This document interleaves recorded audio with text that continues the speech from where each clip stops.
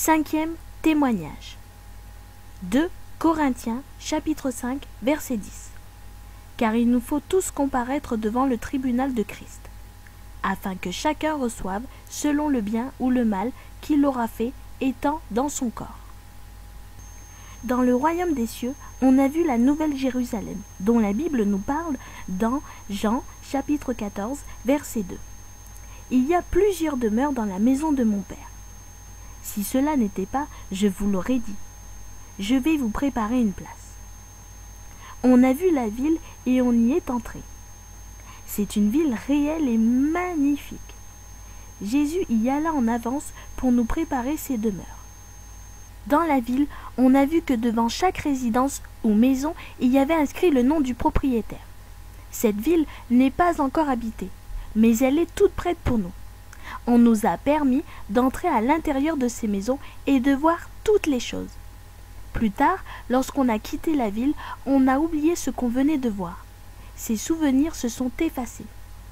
Quand même on se souvient que les colonnes des maisons étaient plaquées avec des métaux précieux et il y en avait où étaient incrustés différents types de pierres précieuses et aussi d'or pur. L'or de cette ville est exactement comme la Bible le décrit. Il est presque transparent et très étincelant. L'or de la terre ne se compare pas dans lustre et beauté avec celui dans le ciel. Après cela, on a été emporté dans un endroit qui avait beaucoup de récipients. À l'intérieur, il y avait des larmes cristallisées. C'étaient les larmes que les enfants de Dieu ont versées sur la terre. Ce n'étaient pas des larmes de plainte, mais des larmes versées dans la présence de Dieu.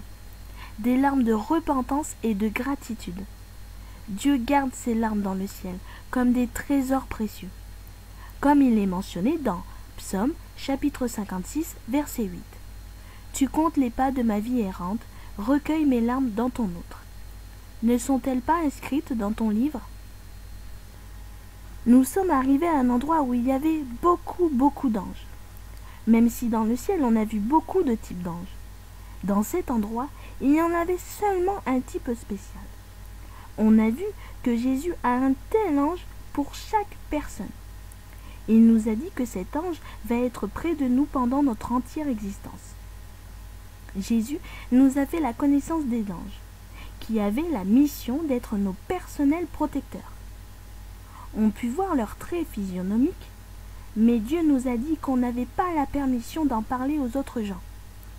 On a lu dans Psaume, chapitre 91, verset 11, « Car il ordonnera à ses anges de te garder dans toutes tes voies. » Nous sommes arrivés dans un endroit avec beaucoup de casiers qui contenaient beaucoup de fleurs différentes. Quelques-unes étaient ouvertes, belles et radiantes, mais les autres étaient plutôt affalées et même fanées. On demanda à Jésus ce que ces fleurs représentaient.